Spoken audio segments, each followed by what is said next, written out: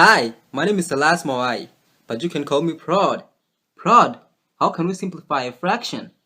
Well, to simplify a fraction, you just need 3 steps. That's it, just 3 steps.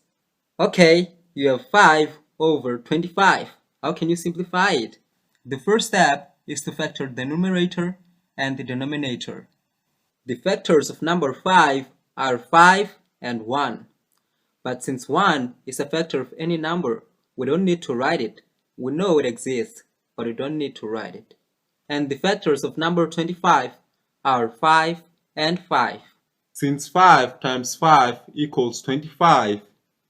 The second step, cancel out common factors. And as you can see, we have 5 on top and 5 on the bottom. Hey Prod, these numbers aren't even lined up. It doesn't matter if they're lined up or not. Since we have 5 on top and 5 on the bottom, we are allowed to cancel them out. So we're going to cancel them out like this. And the third step, guess what? Is to give the answer. Remember, when you cancel out the numbers, what remains is not 0. It is 1. They told you what to do. So make no mistake, since 5 over 5 is equal to 1, when we cancel them out, what remains is 1.